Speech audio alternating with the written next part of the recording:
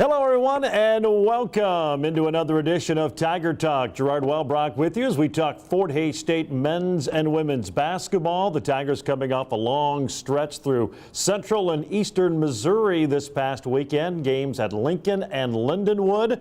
Good week for the women. They win both. The men are swept. We'll tell you about what all of that means and take a look at a big week at home. Rivalry week, if you will, as Emporia State comes to town on Wednesday and the Washburn Ichabods on Saturday. Tiger Talk brought to you once again by Mocha's Coffee Bakery and Bistro, 27th and Indian Trail, and Freddy's Frozen Custard and Steak Burgers, North Vine in Hays. We'll take our first break. Women's coach Tony Hobson will join us when we return right here on Tiger Talk.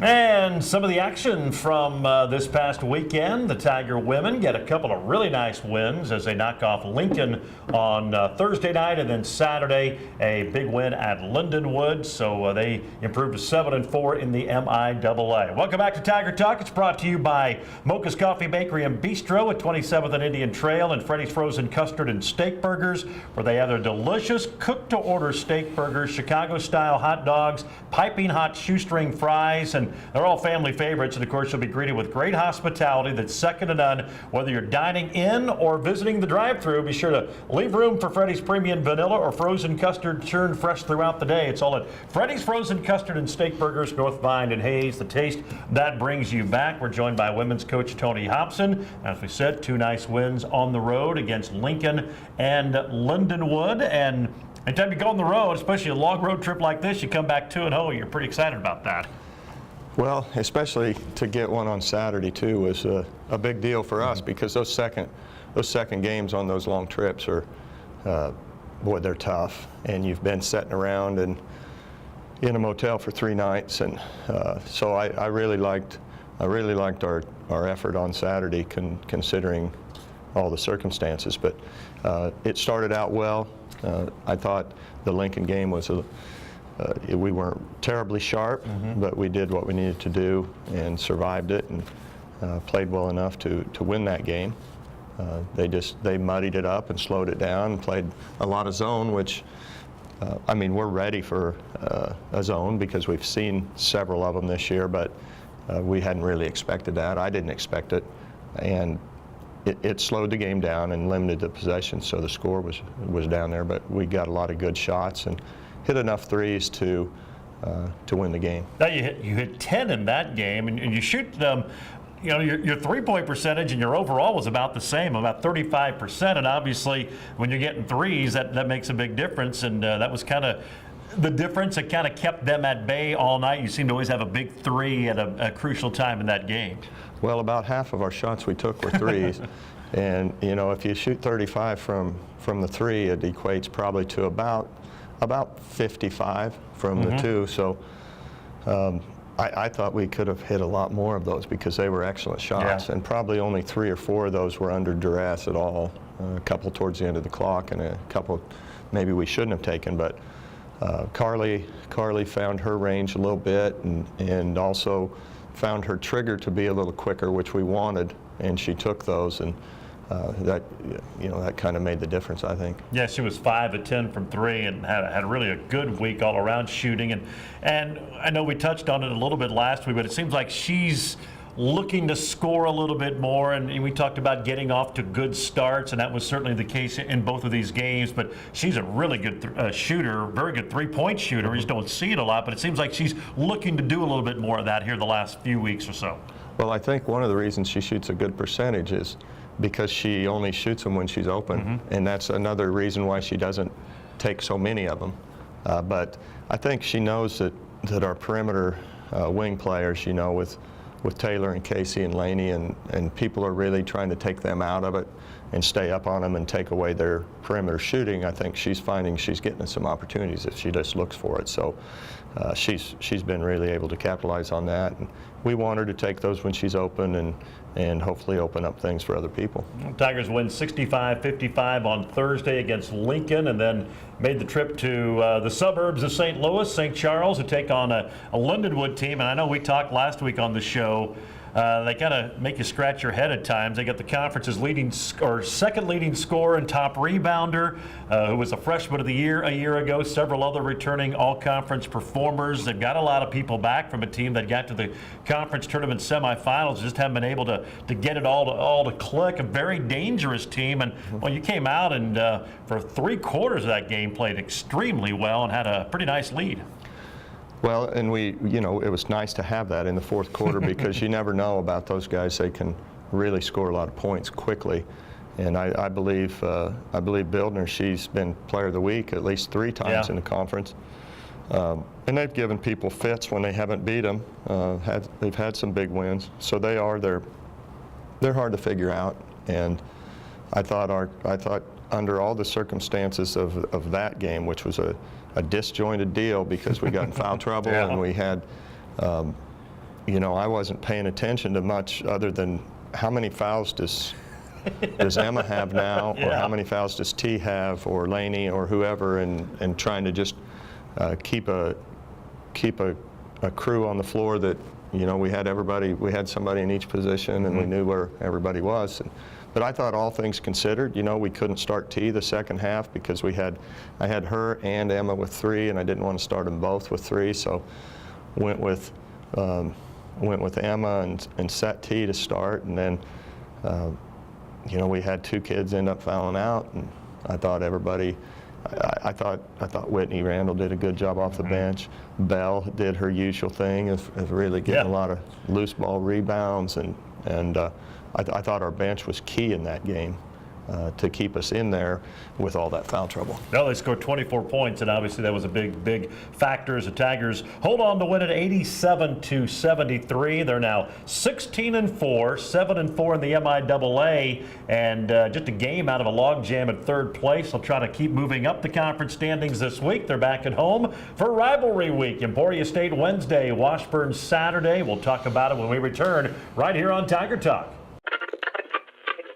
That was another legend on 99 KZ Country. And yes, before that, we had a brand new artist. Your home for today's stars and the legends. We play real country. I'm Teresa Trapp. Weather, news, sports, it's all here. We're on Facebook, and there is a listen live link at hayespost.com. Dial us in on your radio at 99.5 FM. KHAZ, Real Country. 99 KZ Country. And more of the action from Saturday in St. Charles. Tiger women get a nice victory over Lindenwood, put 87 on the board and win at 87-73 to move to 16-4. Tiger Talk brought to you by Mocha's Coffee, Bakery, and Bistro, as well as Freddy's Frozen Custard and Steak Burgers. Freddy's Frozen Custard and Steak Burgers, the delicious cook-to-order double steak burger, and a crispy shoestring fries, a crowd favorite. Of course, their seasoning, Freddy's famous seasoning. You can all finish it off with the signature turtle sundae made with their fresh, creamy frozen custard. North Vine and Hayes, the taste that brings you back at Freddy's Frozen Custard and Steak Burgers. Before we get into Emporia State Wednesday, thought another player who looks like getting back into form for you is Taylor Rolfe. She had 10 points and 5 assists in the Lincoln win, scored 14 on 6 of 8 shooting against Lindenwood, and she had that ankle injury right around Christmas, and we've seen her slowly get back, but kind of playing to the form now it looks like as she was before she got hurt. Well, I couldn't agree with you more. I think that especially Saturday, I thought she looked excellent, and that's why I was upset with her for getting her 4th foul because she was playing so well, and we had other foul trouble, and she got kind of a one she didn't need to get. And she's shooting the ball better, playing with some confidence. She's getting to the basket, being more aggressive. But I thought her and Laney on Saturday offensively were as good as I've seen either one of them. And when you get them both going, along with you have Carly there shooting a high percentage, but I agree. I think Taylor's getting back into form, and if we can keep her there with what else we got going on, it really just gives us some more scoring and she's a good player. She made a couple good defensive plays. She had a nice steal at half court that turned into a layup. So not only just shooting the ball, but you can tell she's just feeling better and playing better. Yeah, we haven't even talked about Lainey Page. She goes for a career high 21 on 8 of 13 shooting, had 4 assists and 3 blocks. So she's not just doing on the offensive end, really helping you out on aspects. And her size on the wing, I mean, she's getting quite a few block shots, and that's a big advantage for you guys defensively. Well, it is. I mean, since she started playing for us, she's led us in blocks. I mean, she had 2 on Thursday. She had 3 on Saturday, and you know, the thing I always notice about her on the wing is that she gets beat off the dribble a lot. But she makes up for a lot of that because a lot of times those people that get by her, she ends up blocking them. She does the same thing in practice. So with a 6'2" or 3 kid playing on the perimeter, there's a little give and take. It's a different deal. But she's a good all-around player. Everybody, you know, told me, well, she can score and she's a good shooter, but she sees the floor very well, and because of her size, she can pass right over the top of a lot of people, and she's made some really good passes into the post for layups. So she had an excellent game, and it seems to me that she's kind of settling in and getting comfortable just with not being afraid to go ahead and take over or take a couple more shots because she's comfortable with the kids around her, and she knows that they just want to win, and if she needs to do that to win, hey, have at it. You know, it's your team just as much as ours. So she's kind of, I think, getting in game shape and getting used to playing again. And like I've told you before, she just hasn't played a lot for over 2 years and missed one of those years with an injury. So you don't just step back on the floor and be at the same level you were. That's fun to see. 21 points, hopefully the start of a lot here down the stretch. And starts on Wednesday, Emporia State, big rivalry game. And, well, they clipped you by 3 at their place, one of your 2 road conference losses, and played pretty well. Certainly had a lot of opportunities to win. They've been hit by injuries, but they've kind of overcome them and been a little bit up and down here as of late. Got a nice comeback win on Sunday over Southwest Baptist. But obviously, Fort Hays State, Emporia State, it's going to be a knockdown, drag-out physical game and should be a lot of fun. Well, I just really, I really think that Coach Collins has done an excellent job this year, just getting through those early season injuries, losing a couple of probably his 2 best returners, and then just they've got gradually better and better, and he's taken what he had left and added a kid that was going to be his graduate assistant. that doesn't hurt any, does it? No, well, it didn't hurt because she was a solid player, but really I think they had to change a lot of things, and they're very competitive. They come from a proud program, and they're winners, and that just goes without saying. That means so much. They know how to win close games. They perform. So it'll be a tough matchup, and like you said, they got us by 3. We made a really good comeback on them because we were down up to 14 at one time. So, you know, hopefully we'll be ready to play, and the home court will make a little difference, and just a couple more shots go in, and maybe we can get this one to go our way. Well, the home court's been pretty good here in recent years against you guys, and the Hornets should be a lot of fun, as it always is. Coach, we appreciate the time, and we'll see you Wednesday when you take on those Hornets. Okay, thanks, Gerard. That's head coach Tony Hobson. Again, that'll be a 5:30 tip Wednesday night, Fort Hays State and Emporia State at Gross Coliseum. Tiger Talk brought to you by Mocha's Coffee Bakery and Bistro. You can start your day off with their hot coffee or breakfast. Try one of their many signature sandwiches, paninis, salads, or wraps for lunch. They've got something for every meal, plus cheesecake, scones, and a whole lot more. They're at 27th and Indian Trail. It's Mocha's Coffee Bakery and Bistro. We'll take a break. Men's coach Mark Johnson will join us when we come back right here on Tiger Talk. Ready to discover something new? The next time you're in your car, tune your radio to 94.3 FM. It's here. It's Hayes' greatest hits. Love it. On 1400 KAYS and 94.3 FM.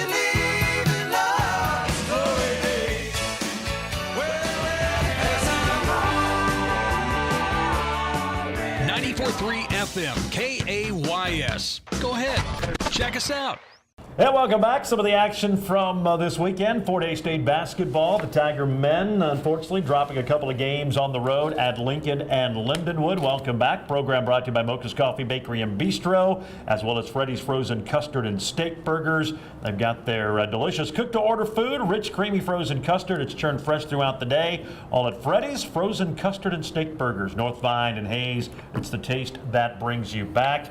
Kind of a rough outing for the Tigers at Lincoln, at Lindenwood. This is always a tough road swing, and I know we talked a lot in the past. It's not who you play, it's when you play them, and unfortunately that kind of rang true, especially on Thursday night against Lincoln, a Blue Tiger team that lost two of the best guards in the entire conference, and maybe took them a while to figure things out, but they have figured it out. They're playing their best basketball right now, and you were right there with them. Made a little run to get back, and then, boy, the wheels fell off in about the last 8 minutes of that game. Yeah, I mean, they're like we said going in, I mean, they probably don't have the two guys at that level. I will say, though, the Smith kid was awfully talented. He had 30 and 9 on us. We didn't have an answer, but they have just so many more weapons, a lot of guys out there that can do some things. And, yeah, we got it to a 4-point game with 8 minutes to go, and then they went zone, and we just I don't think we scored until basically about the last minute or minute and a half. I think we hit a late meaningless three and maybe hit a free throw, but we only scored 4 points, I think, in the last 8 minutes of the game. So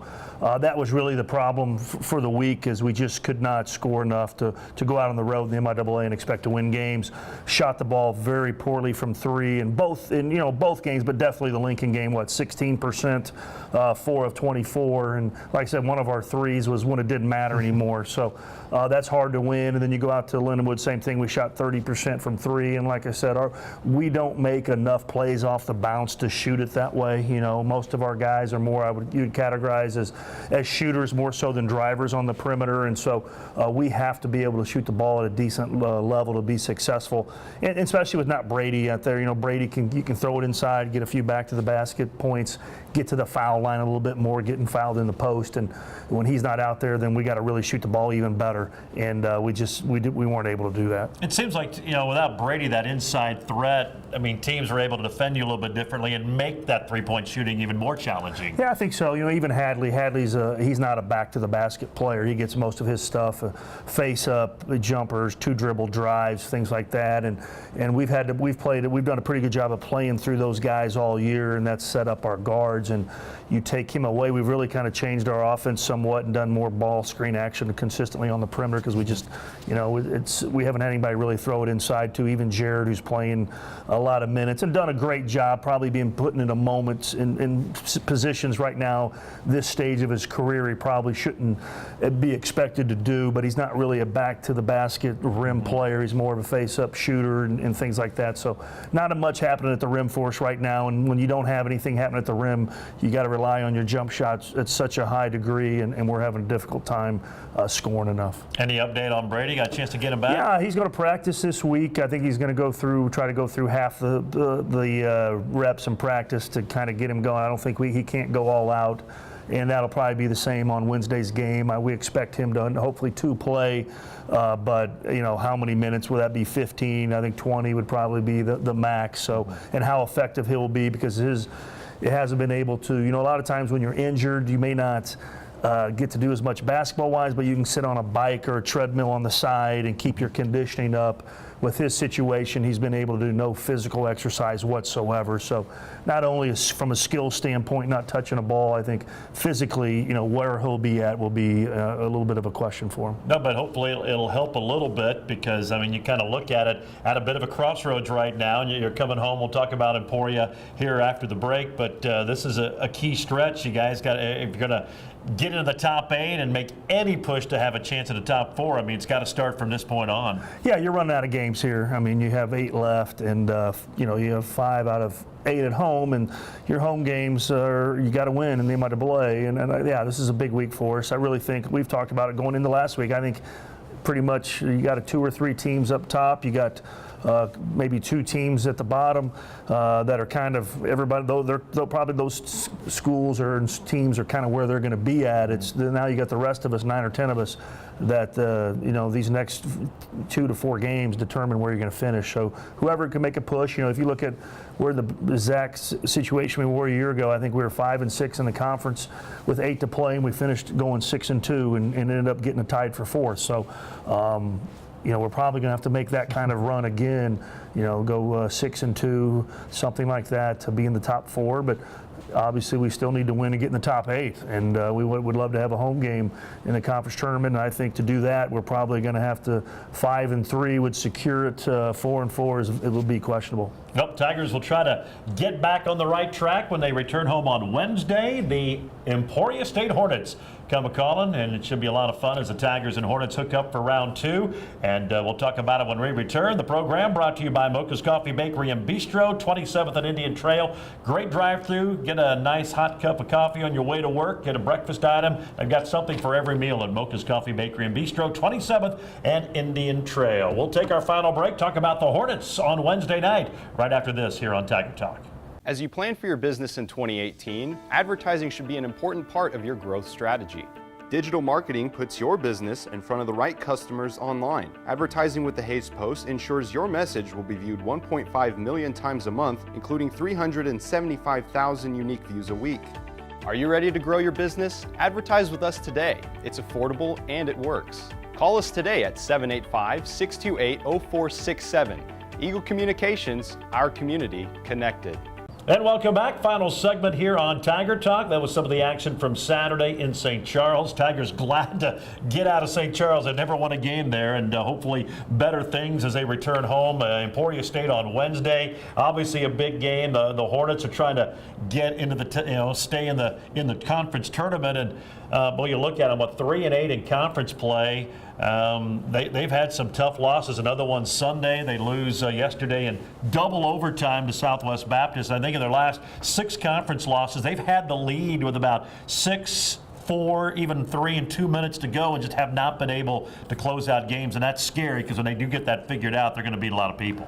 Oh yeah, I think that's our league for the most part. The parity and all that's just who can win some close games, and who loses those determines your place. There's not necessarily any difference in talent or who's better. I like a lot of their players. I think they got some good players.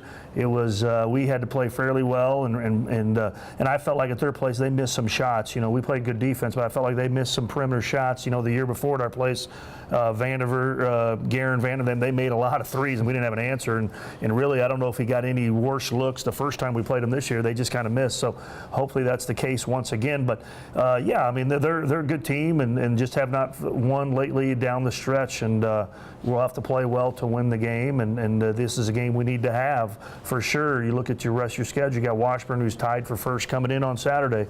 And they're all difficult, but you feel like Emporia is a game that you need to win and have to win to keep moving forward and accomplishing some goals we'd like to have at the end of the year. You mentioned the nice win you had way back in mid-December at their place. It's kind of been a strange series. The road team has actually fared well. You've done well at White Auditorium, and they've done very well and played some of their better games the last 2 times here at Hays. Yeah, I think so. I think we've won there at least 2 times in a row, maybe 3, and I think they've won here at least 2 of the last 3 or 3 times in a row too, and I don't have an answer for that.